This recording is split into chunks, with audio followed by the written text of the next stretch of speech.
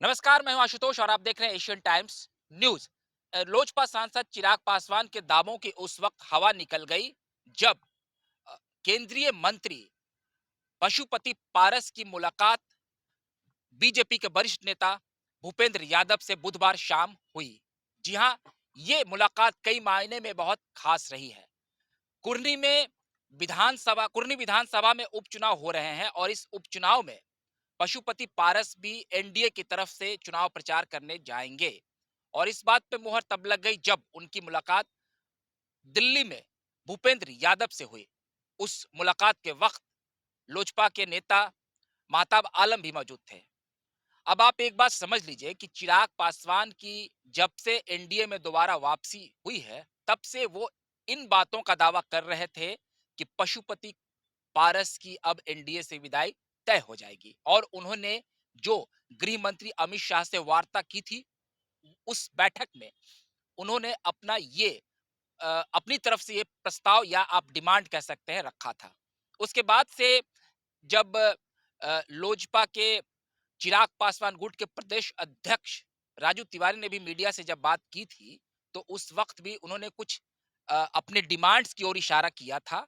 और जब बिहार में 2 सीटों पर उपचुनाव अभी संपन्न हुए हैं, मोकामा और गोपालगंज में, तो जब बीजेपी के प्रदेश अध्यक्ष संजय जायसवाल ने इन बातों की घोषणा की थी कि चिराग पासवान वहां प्रचार करने जाएंगे, तो उनके गुट के चिराग पासवान के गुट के प्रदेश अध्यक्ष राजू तिवारी ने इन बातों को खारिज किया था और उन्होंने ये कहा था कि अभी हमारी पूरी फाइनल बात हो जाएगी, पूरी डील हो जाएगी, तभी चिराग पासवान चुनाव प्रचार करेंगे। तो इस बात से आप समझ सकते हैं कि राजनीति में जिस तरीके से पावर पॉलिटिक्स चिराग पासवान कर रहे हैं, वो जनता के लिए कितने हितकारी होंगे, आप खुद समझ सकते हैं।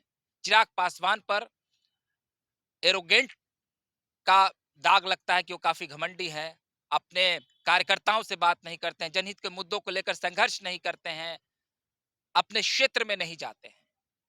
हाल फिलहाल में केंद्रीय मंत्री पशुपति पारस ने भी कहा था कि जंगल में शेर रहता है और अगर भालू भी रहे तो उन्हें कोई गुरेज नहीं है। उन्होंने एक बड़ा दिल दिखाया है और वो अपने चाचा होने का सबूत भी दे रहे हैं। वो कह रहे हैं कि अगर एनडीए में चिराग पासवान रहेंगे तो मुझे कोई दिक्कत नहीं ले है।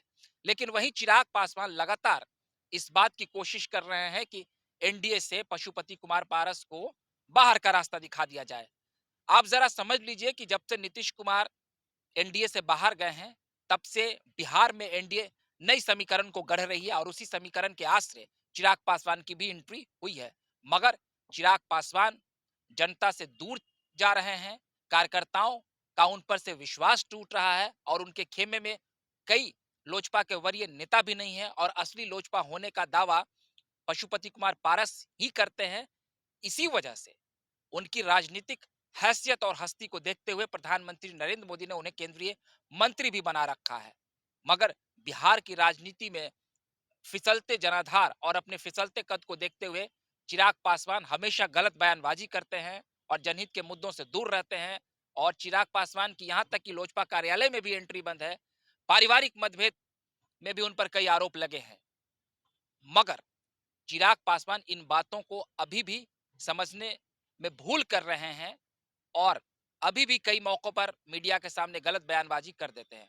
वही पशुपति पारस ने भी बताया है कि कुढ़नी में जो विधानसभा का उपचुनाव हो रहा है, वहां वो प्रचार करने जाएंगे। तो केंद्रीय नेतृत्व से जो तस्वीरें निकलकर सामने आई है, भूपेंद्र यादव से उनकी मुलाकात के जो सियासी मायने निकल कर आए हैं, वो इस बात की पुष्टि करते हैं कि पशुपति कुमार पारस केंद्रीय मंत्री बने रहेंगे और महागठबंधन में उनकी जाने की अटकलें केवल अटकलें ही हैं। वो नरेंद्र मोदी के विकास के कार्यों के साथ जुड़े हुए हैं। अभी 2-3 दिन पूर्व भी आप देख सकते हैं कि जब नियुक्ति पत्र बांटे जा रहे थे, तो केंद्र सरकार की ओर से 45 शहरों में जो नियुक्ति पत्र बांटे गए हैं, उसमें बिहार में पशुपति कुमार पारस भी केंद्र की तरफ से आए थे नियुक्ति पत्र बांटने।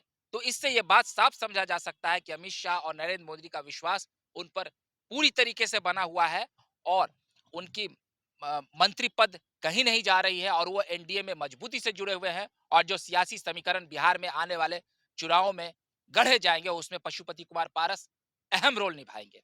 अगर आपको हमारा ये वीडियो अच्छा लगा हो तो कृपया कर लाइक, सब्सक्राइब और शेयर करना ना भूलें। अगली बार हम नए वीडियो के साथ आपके सामने हाज़िर रहेंगे, तब तक के लिए आप हमें इजाज़त दीजिए। बहुत-बहुत धन्यवाद।